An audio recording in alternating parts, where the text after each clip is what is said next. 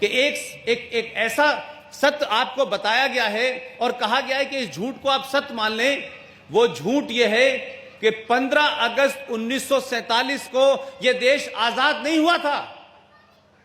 यह मैं नहीं कह रहा हूं, भारत सरकार के नेशनल आर्काइव में रखे डॉक्यूमेंट में जाके देखें। 15 अगस्त 1947 को भारत से अंग्रेजों ने ट्रांसफर ऑफ पावर किया था, सत्ता का हस्तांतरण किया था, आजाद नहीं हुआ था यह देश। इसीलिए 15 अगस्त को जब यूनियन जैक जो अंग्रेजों का झंडा था, जब इसको उतारने की बात हुई तो भारत के गवर्नर जनरल लॉर्ड माउंटबेटन ने यह कहा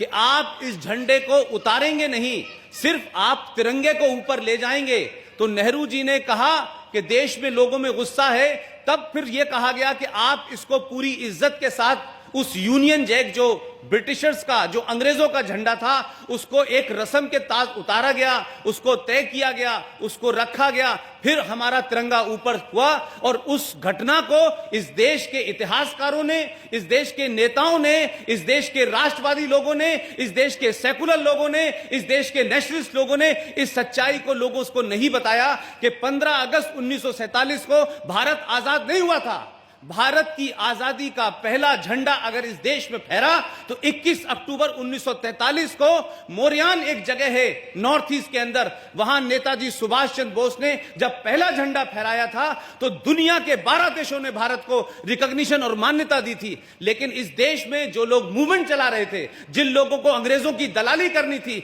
जो लोग अंग्रेजों के इशारे पर जिन्होंने कांग्रेस को बनाया था, उन लोगों को लगा कि अगर हमने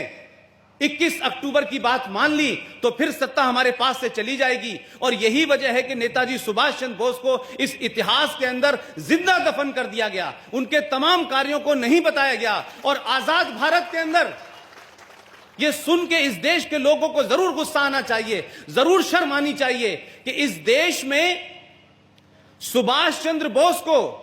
इतिहास में लिखा गया कि वो वॉर क्रिमिनल हैं, वो युद्ध क्रिमिनल हैं, और आज तक लिखा जाने लगा, लेकिन कोई बोला नहीं। यह भारत कैसा आजाद हुआ कि जो इस देश का हीरो था उसको आपने भगोड़ा घोषित किया, जो इस देश का हीरो था उसको आपने क्रिमिनल बताया, और जो इस देश में क्रिमिनल थे वो इस देश की सत्ता के ऊपर बैठ गए। तो सवाल सबसे बड़ा यह है कि चाहे वीर सावरकर के बारे में बात होगी तो नहीं बताया जाता, चंद्रशेखर आजाद की मुखबिरी किसने की थी यह नहीं बताया जाता, इस देश में सुभाष चंद्र बोस ने क्या कहा था उनको नहीं बताया जाता। मुझे यह समझ नहीं आता कि इस देश में जिन लोगों ने लाठियां खाई, जिन लोगों ने जेलों में गए, जिन लोगों ने यातनाएं झेली, वो इस देश के इतिहास में उनको जगह नहीं मिली। और जो ऐसी ऐसी जेलों में रह रहे थे कि सुबह भी बेटी को खत लिखते थे, शाम भी बेटी को खत लिखते थे, और अंग्रेज ये पूछता था कि आपको नाश्ते में क्या चाहिए, आपको कौन सा अखबार पढ़ना है, वो तमाम सारे लोग प्रधानमंत्री बन रहे हैं, कोई राष्ट्रपिता बन रहा है। लिहाजा हम जिस संकट से गुजर रहे हैं उस संकट की जड़ में जाइए, उस संकट की जड़ में इस देश का गलत इतिहास है।